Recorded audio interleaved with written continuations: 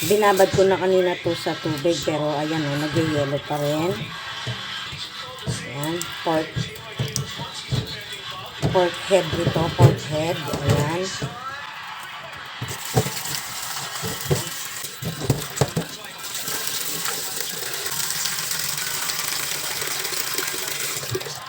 Lagyan natin siya ng asin. Ayan, takpan natin.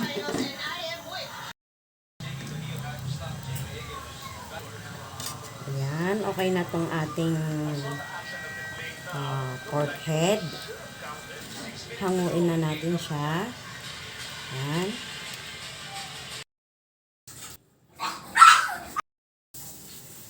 Maglagay na tayo ng cooking oil. Prituhin na natin ating tokwa.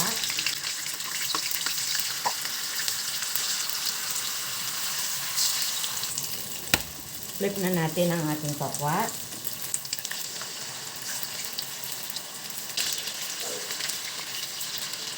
Hanguin na natin itong ating tokwa. Tuwin pa natin yung natitira pa natin na tokwa.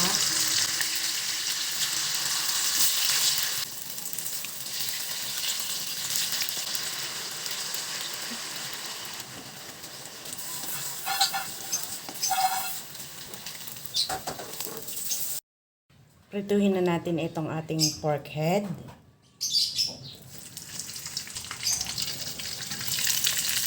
Flip na natin.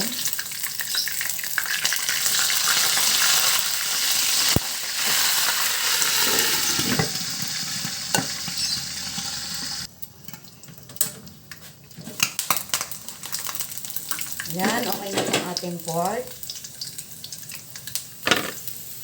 Hanguin na natin. Prepare na natin ang ating sauce. Toyo. Suka. Tubig. Oyster sauce. Sugar. Pepper. Mix natin. Isisimmer na natin itong sauce. Ayan, kumukulo na yung ating sauce. Lagyan natin siya ng celery. Ayan. Ayan. Ayan na yung ating sauce. Okay na yan. Chop na natin ang ating tokwa.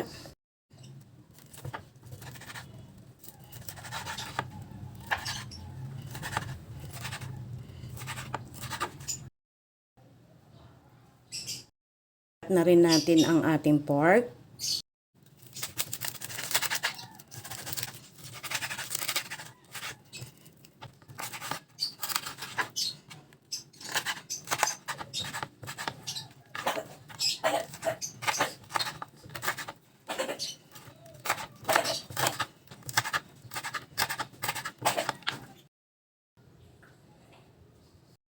Na rin natin ang ating sibuyas at ang celery.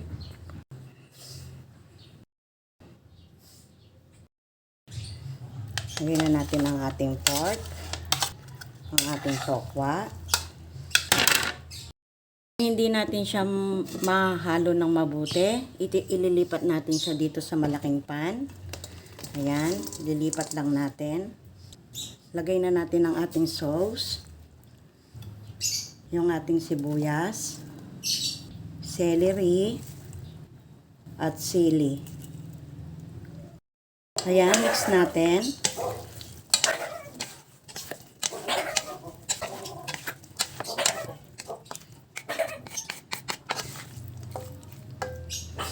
Ayan, ready na ang ating ulam na tokwat baboy.